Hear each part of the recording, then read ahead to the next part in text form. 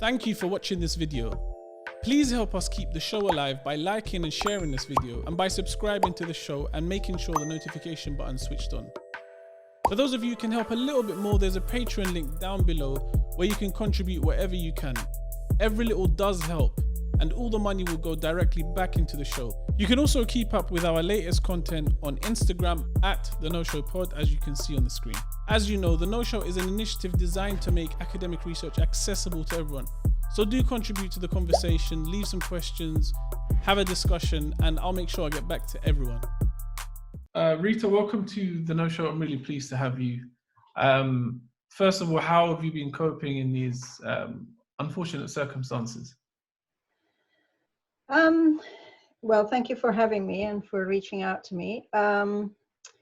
So I've been working really hard because I'm a lecturer and very involved in at the London School of Economics, where I teach with the PhD students, supporting the whole of the PhD students across the school. So since the lockdown started, overnight, we moved all the teaching online, which was quite demanding. And then over this past few months, I've worked really hard trying to support PhD students who have been stranded in many different ways. You know, students who were doing research who had to stop fieldwork or just data collection of one kind or another. Students who are preparing to start their research who don't know what to do because the world is no longer what they expected it to be. So there's been a lot of work supporting them, which has been very rewarding, but also non-stop. I've never had the sense of, oh, okay, now, I'm bored. I'm not being bored, which is good. And it's been, as I say, meaningful and rewarding work. And then I'm in this bubble, basically, in my house. I'm very privileged. I have a very nice garden. I can't complain, but it's a very bizarre experience, really.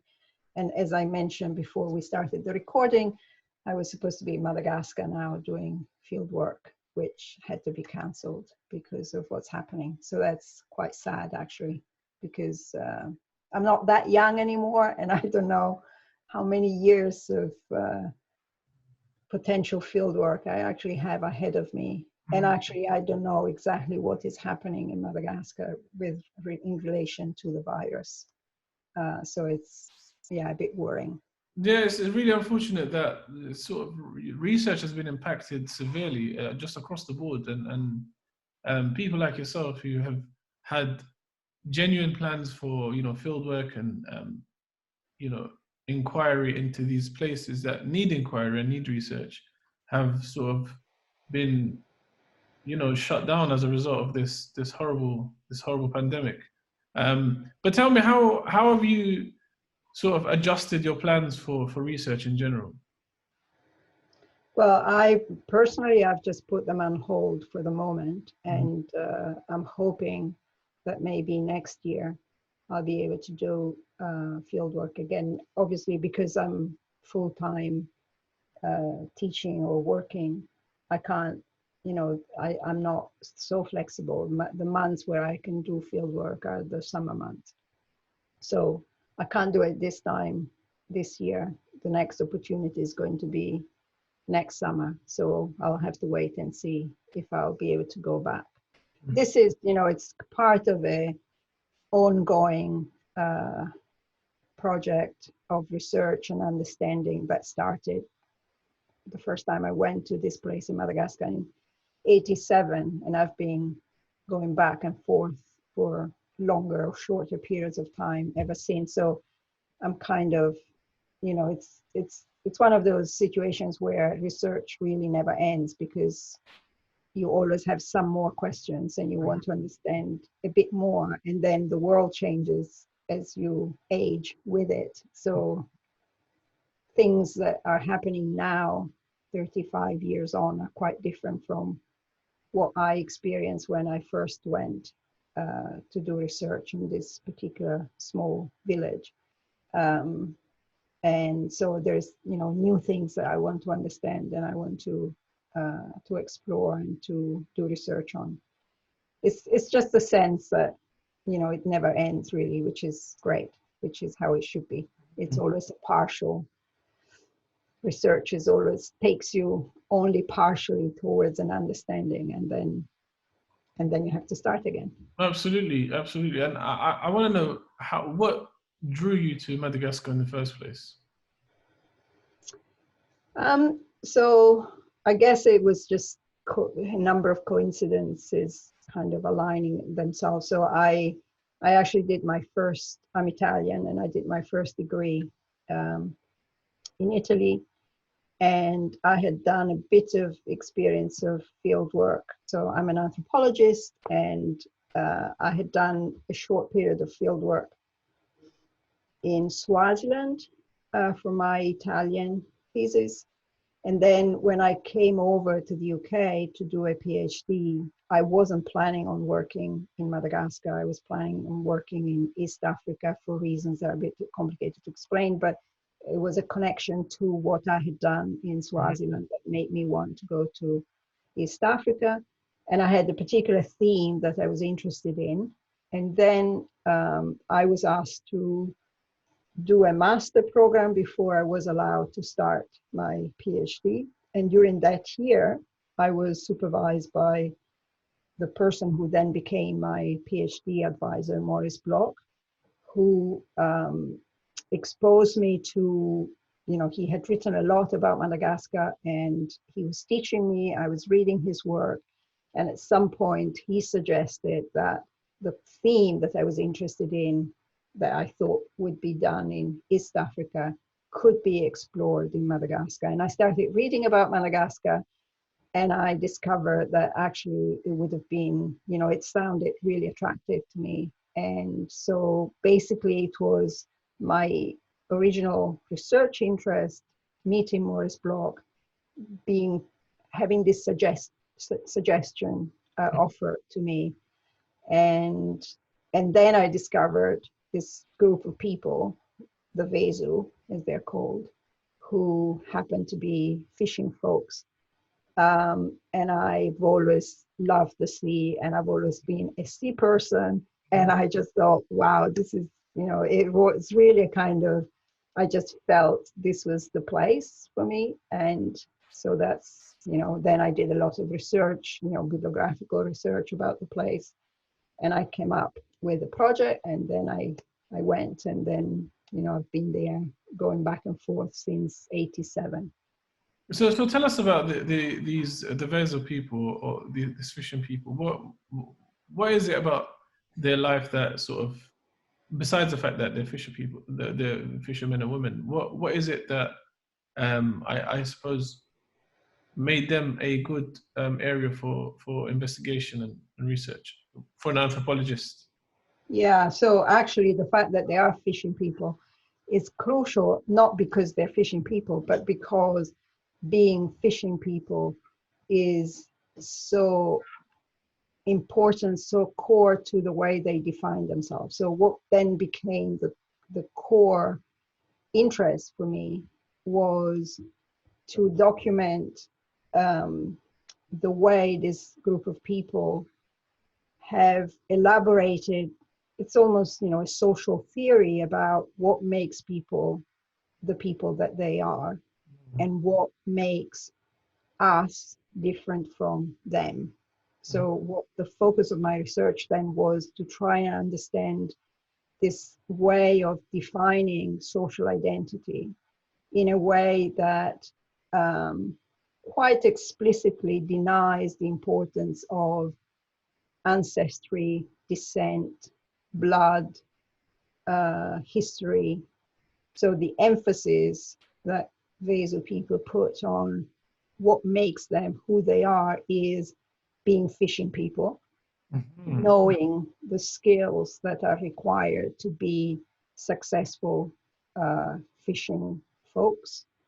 The expression they use is, we are the people who struggle with the sea. If you learn and you know how to struggle with the sea, you are Vezo. So it's a kind of, think of that in opposition to ways of defining identity that are predicated on who your parents are, who your grandparents are, who your ancestors are. And if you don't belong to that line of descent, you're just not one of us. Mm.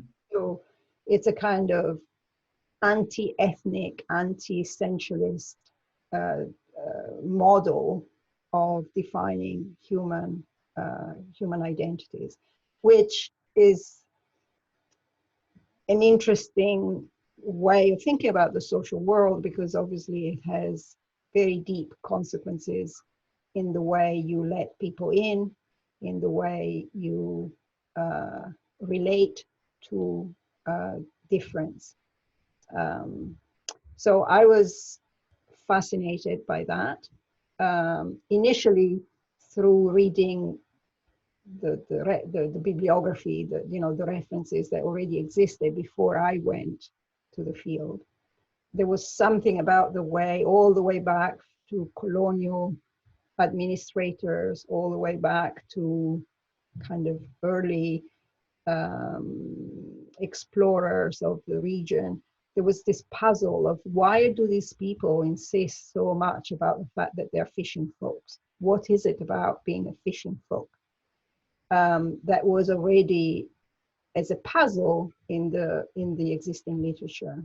Mm-hmm. When I went to the field, I kind of felt that was actually the crucial thing, that it was documenting the fact that this group of people could define themselves just in terms of what they do, rather than anything that they have and they feel they are essentially inside, if you see what I mean. So that's very interesting. But the question that comes to my mind is, then can somebody become a Vezo Yeah. if it's just defined by what you do? Yeah. So that's the evidence that I provide to say that is the model with which they think about the difference between us and them, is precisely that others can become Vezo if and when they acquire the skills that make Vezo. So one thing people say is, children, for example, you can't say that they're fully Vezo yet. You are not born Vezo, you become. Okay. And similarly, if you are the neighbors, the neighboring group, they're called Masikuru, who are people who cultivate, and they have, they're agriculturalists and cattle keepers.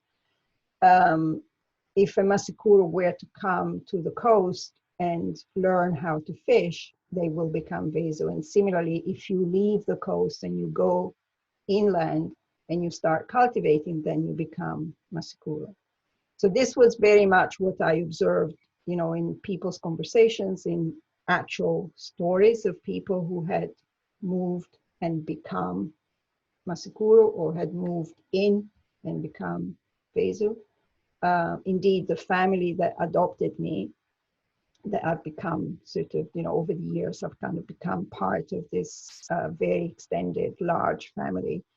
The ancestors of that whole group of people came from the south of Madagascar, and there is a group called Antandrui, and they were Antandrui, but now they've become Vezo, because they've embraced the skills and the customs and the ways of doing of Vezo people. So yes, you can lose your Vezo identity and you can acquire it. So is there like a rite of passage, or like some kind of test, like a Vezo test to, like, you can define yourself as a Vezo now? Not really, which is interesting, because I think, it's very context dependent. So when I first arrived and they saw me swimming, I'm a good swimmer. They went, "Oh, wow, you're very Vezo." So in that moment, by demonstrating that I could swim, people were saying, "Oh, you're acting your Vezo-ness by doing that." Okay. But it's not as if there is a long list and you have to take, every single dimension of Vezo identity. It's very context dependent. And it has to be said, it's also quite an ideological way of talking about it, because the reality is that, it's not that easy to learn how to become a skillful Vezo. When they talk about it, it sounds like, okay, you come here, you settle on the coast, you become Vezo. It's not quite true, because there's a lot of knowledge and a lot of embodied knowledge, a lot of skill, but the sort of the narrative at the level of discourse is that, yeah, it's not your ancestry, but it's your willingness to do one of the many things that make you Vezo. And therefore also it's quite interesting to, and sometimes it's quite shocking to see how especially children are teased about their lack of Vezo knowledge. So imagine a child who goes out on a canoe journey, maybe the first time, and gets really seasick and throws up. And people will then, when the child comes back, everyone is going to tease this child, say, "Oh, you're Masikuro, you've become Masikuro." Okay.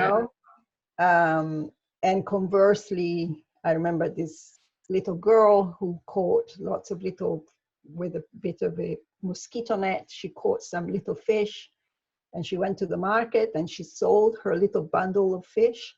And when she came back, everyone said, "Oh, you're so Vezo, you're very Vezo, you're becoming Vezo." So it's a very fluid, performative thing. But as I say, it's not like a list of things that you have to have. It's not like an identity card that, takes off all the things that demonstrate that you're Vezo or not Vezo. And similarly, there isn't really a rite of passage. Is something that happens as people develop their skills and their knowledge. So in the case that somebody doesn't develop those skills, or in the case somebody resides on the coast and for one reason or another may get seasick or isn't a very apt swimmer or something like that, are they rejected from the community? Well, I guess, the truth is that if you are not, well, it's not entirely true. So there are people who have taken up different occupations. So there are a few, say, there might be someone who's a teacher, or someone who in fact, I know of someone who has become quite high up, has actually left and has become quite high up in a career path in the police force in Madagascar. And basically such a person is, when and if this person is away from the community and is performing other activities, that person is not Vezo. It's not that they are rejected as such. And indeed, in this case, the person has come back now, having retired. And, he's being reincorporated because now he is doing Vezo stuff by virtue of living back in the village. So people are not, so there is a bit of resentment towards people who, if they embrace alternative careers, especially functionaries, as they call them, teachers, or that there is resentment towards people who, as they say, miabunavuna, which means, they kind of feel themselves above others. But so long as they participate in the life of the village, they're not made to feel like they don't belong. But if asked, they might say, yeah, they're no longer Vezo. And is there like a sort of an underlying reason as to why they've identified themselves through the skill sets that they have? Is it a survivorship thing? Is it something that they've developed in order to have this community spirit and grow as a community? So I think now taking lots of step backs to the very beginning of my research, that was actually one of the questions that really interested me, was more of a historical question about why is it that this group of people emphasizes the performance of skill sets in the way they do. And what is reported in the historical literature is that the sort of in pre-colonial times, there were kingdoms along the western coast of Madagascar, which is where the Vezo are, and that there was a very elaborate definition of different groups of people through the activities that they did, and a kind of sense that these kingdoms were some kind of, say, of a body, the head of which was the king, and then these separate organs that were helping the life of the kingdom. And these organs were defined through technological specialism. So you had, and this was reported or evidenced rather by the fact that the kind of tributes that these groups were to give to the center, to the royal group, were defined in terms of their technological specialism. So typically the Vezo would bring fish, the Mikea, which is a group of hunters and gatherers, would bring honey, the Masikuro that I mentioned earlier would bring, you know, cattle and rice or whatever. So my hypothesis was that this emphasis on we are Vezo, we are fishing people, might have been linked to this ideology of these royal groups. So my original proposal was actually to look at that relationship between these kingdoms, which don't really exist as a policy, as a polity anymore, but they still exist in some ritual context. And then I discovered that when I arrived and tried to follow up on this particular topic, people were really not interested in pursuing this in a very interesting way, in the sense that they, so the Vezo have a, and this is recorded in the historical literature, a kind of tendency towards running away from kings and, you know, tributes. And interestingly, the narratives that I used to get was about the past, where, why, yeah, those kings, they would come, but we would just take our canoe and run away. So what they would emphasize is the kind of the mobility that allow them to run away from any attempt to control them. So this is like a bit of the historical background. Your question as to why and how do we explain why this particular group of people has come up with this particular way of thinking about social identity, defined in terms of what you do rather than your past and your history, could be linked to the, well, I've already mentioned the mobility, the very low investment in their technology. So unlike agriculturalists who are tied down by land and zebus and plows or whatever it is that they use for their livelihood, the Vezo have a relatively low investment technology for their livelihood. And therefore they're very mobile. And basically they like other people in other parts of the world have their livelihood is such that if they want, instead of getting themselves controlled, they can just leave, they can move. So in a context like that, you can imagine that there is little interest perhaps in tracing back and hankering back to your origins, your past. That, you know, it's a way of relating to the present and the past and even the future that is very much about the now, as opposed to trying to connect yourself back to the past, Mhm. because it's so easy to just, you know, make yourself unavailable to whoever it is that wants to control you. Mhm.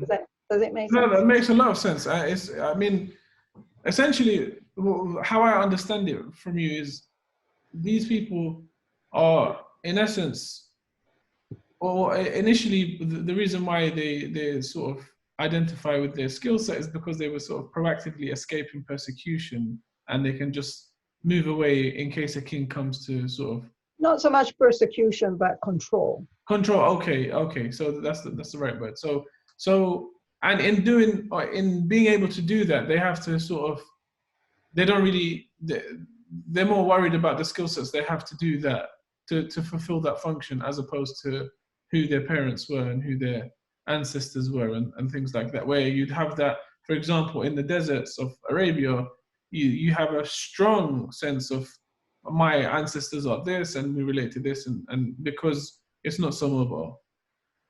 Yeah. That makes a lot of sense. I'm really interested in the work that you're sort of looking at human cooperation, and sort of the anthropological aspects of human cooperation. What kind of, I understand that sort of links a lot to psychology and philosophy in some context, but what kind of work have you done on that? Well, less than I would have liked, actually, because some of the work that I was hoping to do in a big collaborative project with other colleagues of mine actually never quite took off. But in terms of, you know, how relevant those issues about cooperation are to the context in which I'm working, it's, you know, sort of understanding how people organize common tasks, how people, for example, fishing, access to fishing resources, how they think about how their actions impact on the actions of others, how to organize themselves in a way that doesn't create overfishing, for example, or doesn't damage, you know, my interests might damage the interests of other people, and where and how these things get articulated through kinship or through a sense of being Vezo, or so that were kind of the questions that I've been interested in. And indeed, as I mentioned earlier, it's very so I've talked a lot about Vezo people defining themselves through fishing and through the techniques and the skill sets of being people who struggle with the sea. And what's happening in more recent years is that there is a real sense of threat to that way of life, caused by kind of depletion of the sea and the fish stock, which, I mean, I haven't, you know, I'm not an expert in kind of ecology of the sea. I haven't done any detailed research on this, but it's quite obvious to me that the cause of the depletion of those fish stock is not really down to the activities of the Vezo fishers, but it's more down to the activities of very large commercial fishing companies that you see, you know, from the beach of the village where I work, from which people go out with tiny little paddle canoes, and, you know, an outrigger canoe with the sail. They have no engines of any kind, and they fish with a fish line, and they fish with a tiny little fishing net. And then on the horizon, you see these massive fishing boats with trawlers that, you know, sweep up tons and tons of fish. So the kind of imbalance between what those big commercial fisheries are doing and what the villagers are doing is quite stark. But the end result is that the villagers go out fishing, and 30 years ago they were catching huge fish, 10, 12, 15 of this massive tuna-like, mackerel-like big fish that would sustain them. You know, they basically, they don't cultivate, they fish, they sell the fish, and then they buy rice or maize or whatever. And now that fish is gone. And they now fish with fishing nets, tiny little fish, and it's really tough. And they are very aware. 35 years ago, they would say the fish is full of, the sea is full of fish. Fish will never run out. And now they're saying the fish is running out. And they look at their children, and they're real, because of the way they define who they are that I've discussed earlier. They're really asking themselves whether their children will be Vezo. Because with no fish and no sea that sustains them, you know, they won't be who they are now, because it's predicated on that. So that's a kind of interesting way of thinking about the vulnerability of a theory of who you are that is predicated on what you do, because what your ancestry gives you is, no matter what, you're always going to be linkable to that past. But if you don't have that link, and if who you are depends on what you do, when what you do is no longer viable, then who are you? So at the moment, there is a bit of sense of anxiety about what the future is going to be like. So does that mean there's if things continue the way they are, there's this imminent collapse of the Vezo identity? Well, I don't know. I don't know how to predict what will happen.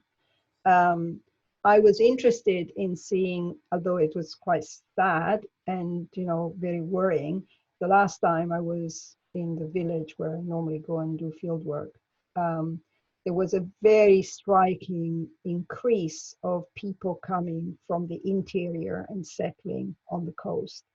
And this was due to sort of instability in the interior and the activities of these bandits that kind of terrorized the local population. And there was this very noticeable influx of anyone who could claim any kind of kinship connection with someone on the coast would try to come and settle.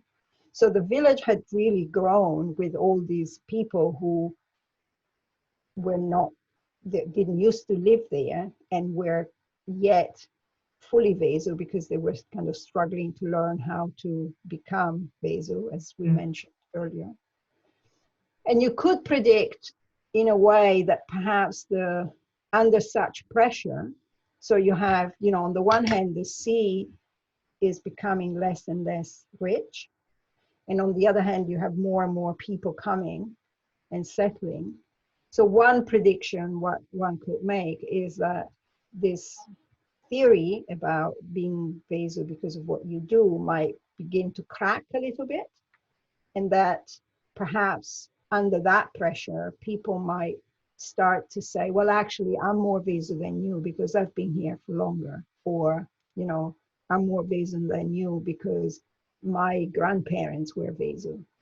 So you might predict that the possibility of changing the way you define who you are might have emerged in a context like that. And I have to say, I didn't find any evidence of that happening. Okay. At the time, you know, this was 2 years ago when I was there the last time. But, you know, it's hard to predict what might happen. And similarly, it's hard to predict how people will come to think of who they are as Vezo people if and when the activities that now define who they are were to really impoverish more and more and become less and less viable. So already there is a discourse that people who go into paid employment of one kind or another. I mentioned, you know, the occasional teacher or the guy who goes off and becomes a policeman. Mm. There is already a discourse that these people are becoming vaza, which is the term used for Europeans, Okay. because they are, you know, they are becoming more middle class and they're becoming more like a European person. I mean, there is no way in the current economic context that all of the villagers will be able to become a vaza, because they're just not, you know, the jobs are not there, the resources are not there.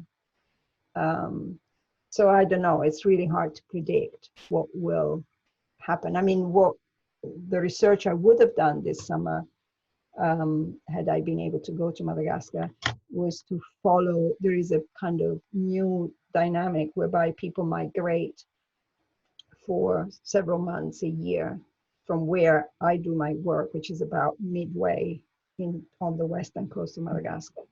And they go and migrate to the north for 5 or 6 months, where they say there is more fish than where they start off from. And there is a whole very interesting dynamic go around that, but it's a very long story, so I'll stop here because otherwise I speak too much. No, it's very interesting. No, it's really fascinating to see. I mean, especially because you've been going there since '87, so you must have seen significant changes over the years. And obviously, when it comes to somebody's identity and they feel like there's a lot of threats, the one question that sort of comes to my mind, or it's almost like a paradox, is the fact that these Vezo are predicated on sort of fleeing control, but at some point, or is there at any point where they might see these, you know, corporation fisheries that are taking all the fish? Has it ever dawned on them or come to their mind to say, okay, why don't we sort of send a representative to our government to sort of help us maintain our identity? Well, that's a very good question, which actually goes back to the cooperation problem. So I don't think I've ever seen that community of people organizing themselves as a unit Oh, yeah. to do something like what you suggest. So there is, okay, so it's they're very marginalized when it comes to political representation, access to basic infrastructure, whether it's, you know, education, health. They actually feel at the moment, at least I'm talking about 2 years ago, highly vulnerable to, so I mentioned those big ship, the commercial boats that, you know, scoop up all the fish, and they are being penalized. Their fishing nets, which are, you know, half worn out and so on, they get requisitioned by the kind of fishery representatives, policemen, whatever, because they are illegal by being a bit too, you know, there are limits to how small the net can be. I don't know what you call it. They call it that, the eye of the net. Okay. I don't know what you call it. The square, you know, the size of the square on the fishing net. Which of course, the smaller it is, the worse it is for the fish, because you catch tiny fish that should be allowed to, you know, grow and reproduce. So they see those commercial boats that do whatever they want. They fish, they throw away what they don't want, and, you know, there is no control over what they do. And then the government comes and punishes them, the little people, because they have, you know, a net that is 6 millimeters instead of 8 millimeters, something like that, right? So there is a lot of distrust in government. There is a lot of fear that they, little people, are going to be just, you know, treated unfairly. And then there is a real difficulty in organizing, partly because the kinship, the way people organize themselves is so much defined by their kinship links that it's very hard to transcend that and to become organized past the kinship dynamics, which sometimes put one group against the other. Yeah. So yeah. That's really I mean, it's a really sad state of affairs, unfortunately, but I guess it's just a reflection of many other sort of countries in the world where the big exploitative forces can, you know, capitalize while the smaller ones are punished. I want to go on to a bit of the research that you've done, or the work that you've looked at, where you talk about not everything that is said is what is in somebody's mind. It's not what somebody expresses explicitly might not be everything that they're thinking. So can you tell us a bit more about that research? Yeah, so that came about because of my collaboration with a psychologist at some point in my research, which actually came about because of the work I did, which I've spoken a lot about so far, on Vezo identity. And I came, you know, having done my first period of research, having written my monograph, which talks a lot about these issues, I came across the work of a psychologist, developmental psychologist, who was claiming that small children have a kind of default assumption that people are what they are because of their inherent qualities, because of the opposite of what Vezo say, the opposite of Vezo theory. So where I was emphasizing that people where I work say that you are what you do, and it doesn't matter what you were born to be and who you were born of. This psychologist, in the context of work on race in Europe and North America, was saying that children have an intuition that actually people are very much born to be what they are, and that they have an essentialist intuition that comes to them kind of, you know, it's sort of an innate intuition that they're born with. So I was intrigued by that because it seemed to contradict so much what I had experienced, and I wanted to learn more about the work of this psychologist. And I started a collaboration, which got me to go back to Madagascar and use some tools, methodological tools that were adopted from psychology. And that led to two discoveries. The first one, I'll come back to the point about what people say is not all that they know, but let me just, because it connects with the discussion we've had so far. Yep. One thing that I learned is that Vezo children who will grow up to have the sort of theory about what makes people who they are that I've described earlier, actually start out having a very strong intuition that if your mommy and if your daddy is Vezo, you are Vezo because of that. Okay. So I said, adults say Vezo children are not Vezo yet because they still have to learn to be Vezo, because to be Vezo is what you do. Vezo children don't think like that. Vezo children think, I'm Vezo because my origins make me Vezo. And they have a very strong intuition, it seems, that really you are born to be who you are. And then over the course of adolescence, they kind of come to understand the adult theory, and they shift to this view that you are what you do. Okay, so it's the adult theory is one that's sort of socially learned, and it's It's not. socially done, yeah. Well, yes, it's socially done. It's controversial to say that the children's theory is sort of given, in the sense that you might say, how can you, by the age at which I'm able to do these kind of experimental, they're really sort of inferential tasks. I tell a story, and then I get the children to predict the outcome of that story. Okay.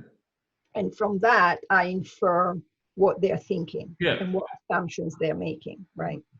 I can do that when they are 5 or 6. I can't do that any earlier. So, between 0 and 5 and 6 years of age, there is a lot that a child can learn from the environment. What's interesting about the Vezo is that what they're learning from the environment is completely the opposite of what they seem to know. In other words, the input they get from their parents, who say, hi, you've become Masikuro because you were throwing up in the canoe, right? Or, oh, you're so Vezo because you sold that fish. That cultural input is not supporting the story that if you're born Vezo, you're Vezo, right? It's in the opposite. Yeah. And yet, still at 5 and 6, these children seem to have this intuition that the reason I'm Italian is because my parents are Italian, because my ancestry is Italian. And the reason they're Vezo is because their parents are Vezo, their ancestry is Vezo. Yeah. Despite the fact that everybody's saying the opposite, right? So that suggests to me that there is really something intuitive that they bring to the task of understanding the social world. And I have to say, there is a huge amount of literature in psychology, in developmental psychology, that suggests that indeed there is, young children start off with that very strong essentializing tendency. What's interesting then with the Vezo is that can be turned upside down. Okay. By the time you are 16, 17, and then you are an adult, you have changed that intuition. You have overcome that intuition. So essentially, they as the course of their life, as the course of their sort of childhood and adolescence, they're sort of reprogrammed into thinking in the Vezo way of thinking. Yeah. So it's kind of interesting because they don't. Now it's, there's too much detail here, and I don't want to overburden you or the listeners, but it's kind of interesting to see that it's not that children, and again, this has been shown by lots of other people working with children, both in psychology and in anthropology. It's not that they just absorb the culture that's around them in a passive way. So it's not that just because they keep hearing you're Vezo because of what you do, you're Masikuro because you're what you do, suddenly they change their minds. What I was able to show with my psychology colleagues was that it's not just because of what they hear, but because of how they put together various bits of what they hear in a kind of coherent way as they grow up. Yeah. So it's the reason they come to think the way that the adults come to think is in part because of the input that they get, because of what is being said around them, but also because of how they begin to understand certain causal mechanisms, which takes me to the second point. And the crucial causal mechanism that they understand at some point in development is the way inheritance works, the mechanism by which I have the nose I have because my mother had this nose, and my maternal grandmother father had this nose, and I've inherited this nose through that mechanism of biological inheritance. Whereas I have certain views about politics or certain views about the value of physical activity, or I have certain views about literature because I grew up with a certain group of friends who shaped the way I think, because I had certain experiences when I was in school with some political activism that shaped my views. In other words, I understand the difference between, you know, the mechanism that makes me look the way I look, that makes me prone to certain illnesses as opposed to other illnesses. That's the biological side of things. And I understand the different mechanism that instead makes me believe what I believe. So the difference between biological inheritance and kind of nurture, learning, experience, like these two mechanisms being very different. So what I discovered working with, in collaboration with the psychologists, and it comes back to your question about the difference between what people say and what they know, is that Vezo people sometimes say things that suggest that they don't make that distinction between biological transmission and learning, nurture, experience. They say things that suggest that they are not dualist in this way of thinking about birth and nurture. And what I tried to demonstrate through the work I did is that actually they understand the difference between birth and nurture. And that in their social practice, they kind of try to de-emphasize that distinction. And that as an anthropologist, I cannot take what they say during these social practices, which are very interesting to an anthropologist because what they say sounds quite bizarre, right? So I kind of think, oh, wow, that's really interesting. And it's so interesting because it suggests that they don't draw this fundamental distinction that is so fundamental to me, the distinction between birth and nurture. But then when I take them out of this meaningful social context in which they blur that distinction, I can demonstrate that they make that distinction just like me. And then they spend a lot of time, social time, blurring that distinction. Am I making sense? I understand, but can you kind of give an example of how they blur this duality? Okay, so the best way to illustrate this is the way they talk about the physical appearance of people, especially children and babies. So typically, if you go and visit a newborn baby in the village where I was working, the first thing people say is very emphatically how ugly the baby is. They go, "What, baby? What is ugly?" And they say that in part because it brings bad luck to draw attention to a chubby, healthy baby. Okay. Right? Consider that there is a very high infant mortality. You can't ever assume that a baby will survive. And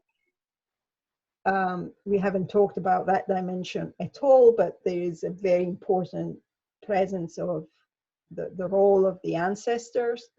And so these are, you know, your dead relatives, and ancestors can interfere in the life of the living.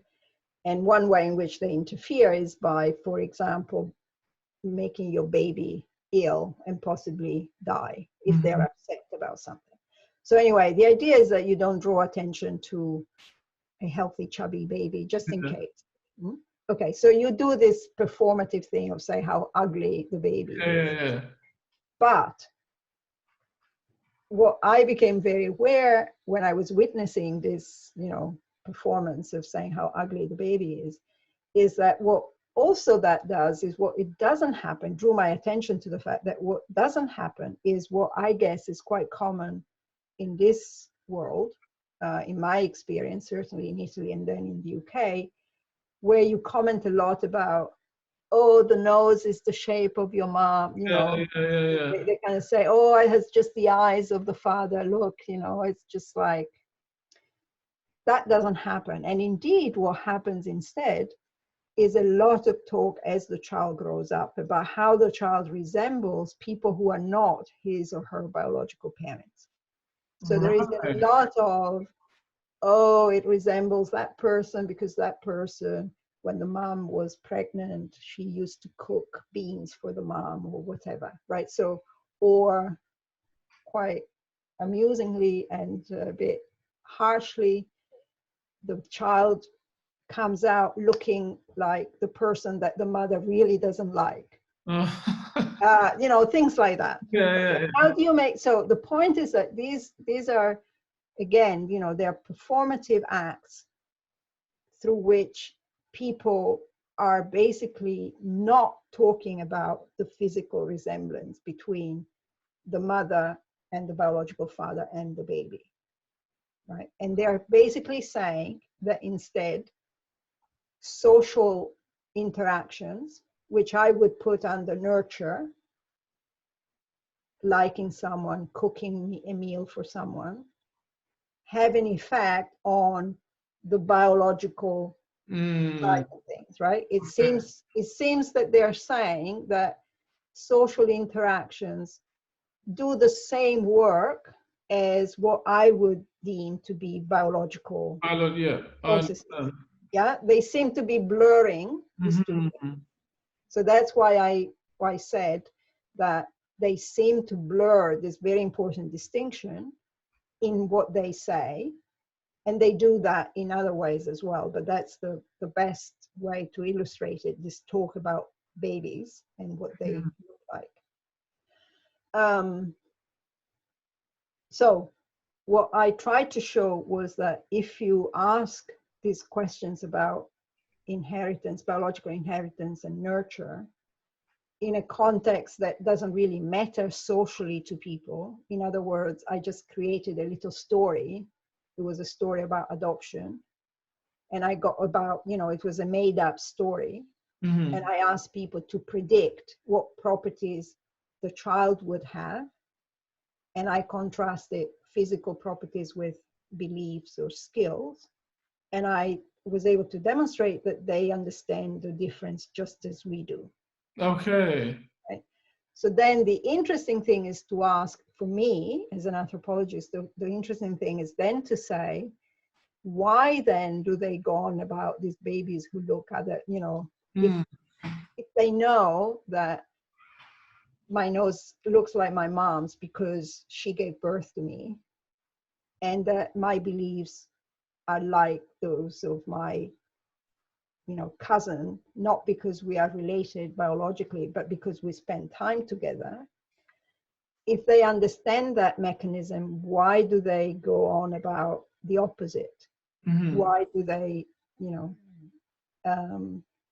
and my answer, which, I can't prove, but makes sense to me, is that all this talk about children not resembling, which is effectively what they're saying, that children don't resemble their biological parents, is one of the many ways in which they work towards the creation of a community of people who feel that they are all invested in that child, that child doesn't just belong to me.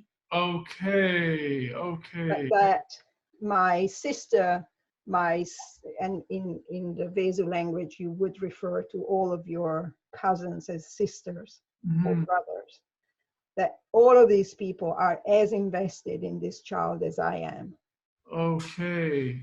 Right. So I interpret it as a way of, one of the many ways of breaking what they recognize is a very strong relationship, exclusive relationship that parents have with their children, And it's a way of, taking that child away from them by saying, it doesn't look like you. Wow. Yeah, which makes a lot of sense. I mean, I was going to say, could it be that this performance is just custom that they've sort of developed over the years because they're so afraid of the kid dying, and so it's just been perpetuated through these, Well, to a certain extent, yes, but I think that the reason the custom kind of sticks is that it's actually performing an important social function, if you want, which is to de-emphasize. So some people, some anthropologists might say this notion that children are so closely linked, so strongly attached to their biological parents is a very Western idea that other people don't have. Mm-hmm. And I think that certainly the people I work with, they recognize how strong that bond is. It's not that they don't see it, the bond between the biological children and the biological parents. And then they spend a lot of social effort to kind of weaken that strong bond, right? Mm-hmm. Which I suppose is not a strange thing. I mean, it's not a foreign concept. This No. idea that this collective, because you've heard like colloquialisms like it takes a village to raise a child. Yeah. Which sort of lends itself to this idea, which is very, very powerful. I mean, the fact that they are so willing to do this performance and say, oh, the baby is ugly, and this is I mean, it's impressive in many ways for the community. And it's also, it goes hand in hand, as I said, is one of the ways. It goes hand in hand with a huge mobility of children who get fed by the parents, but also by the grandparents, but also by the cousins, by some cousins 6 degrees removed. I mean, children are very mobile, and they are encouraged to they're also warned there are certain limits within which they can share, they can accept food. There's always, it goes back to the point about these cleavages of kinship that get in the way of cooperation. Yeah. So you warn a child not to accept food from those people down there who are not related to us. But within the safety of kinship, you encourage children to sleep anywhere, to eat anywhere, so that and if a child is very clingy to the parents, that's not good. You really want, so as you said, it takes a village to raise a child, but it's also, you want a child to be raised by a village. You don't want absolutely that. Yeah, absolutely. This is fascinating research. I'm really sort of in awe of these completely different ways of thinking and ways of life. Which direction are you going to take your research in next? Well, as I mentioned, I would like to understand more what's happening now with the response to this threat to their livelihood. And in particular, I'm interested, and this was really kind of a bit of a surprise to me, which was a good lesson, because I felt that after so many years of hanging out with particularly this one group, this family that has adopted me, and I kind of know them really well, and unfortunately the older generation are slowly dying away, but I kind of felt like I kind of knew what life is like, and despite the changes you mentioned, over such a long period of time, things have changed, but at the same time there's a very strong continuity. I mean, I tend to say what gets people up every morning is the same, actually. And it's kinship. It's their relationships, their fights, and every time I go, the fights have shifted a bit, but you know, the alliances, the worries, the sense of frustration that people who should behave like kin don't behave like kin. That is what really fuels life and the joy of having children and grandchildren and great grandchildren. A human being is fulfilled by the generation of other life, and it's, you know, immense joy of elderly people to say and to see all this life that ultimately they feel they've generated, which is why they don't understand me at all, because you know, why do I have only one child? They just don't get that. So all of that has remained quite constant. But anyway, the last time I went, I was really taken by surprise by what I was seeing. And what I was seeing was not just yet what I've mentioned, the depletion of fish stock, but that in answering the reaction to that predicament has brought about new social relations among villagers, which really surprised me. So this is, as you probably have gathered from what I've said so far, is quite egalitarian place, because you know, you don't have very many means of accumulating wealth and differentiating yourself from one another. And that is happening now. And it's happening linked to the migration that I mentioned. And what really surprised me is that what that migration process has put in place are now social relations of dependence between villagers, which I'd never seen and I could not have imagined, really, given what I know of the place.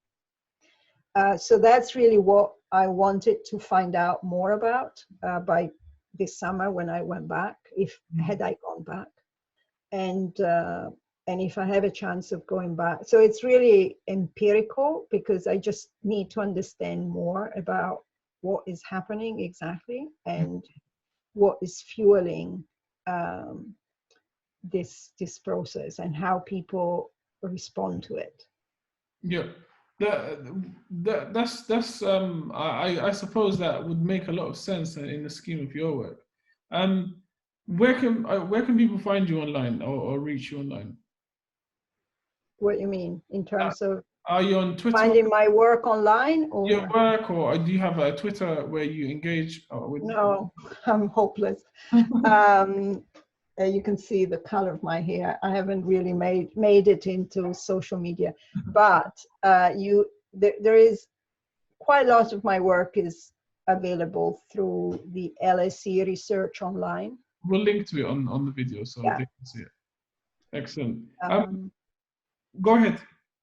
No, that's it. So I was going to say, what kind of advice would you give to anybody who's looking to do some research in Madagascar, since you've been going back there since '87? I would say it's an amazing, well, so I don't think I said this before we started recording, but I've actually have very limited experience and knowledge of Madagascar as a whole, because when I go back, I always go to the same place, and I've actually visited very little of the island. It's a tough place in many ways. It's difficult. It's the bureaucracy. You know, if you are really planning to do research, getting into the sort of bureaucratic nightmare of getting permission to do research and getting your visa and passport stamped, and all of that is a kind of quite difficult machinery to negotiate. The first impact, I think, can be quite difficult, really. But then I experience it through my experience of all these many years having these very close relationships with group of people in one particular place. And it's a wonderful, I mean, I'm, forever grateful to them for having, God knows why they, people are so generous that they just allow someone like me who turns up speaking no language, and they just say, okay, fine, live here with us. And then slowly, they kind of embrace you and they make you part of their community.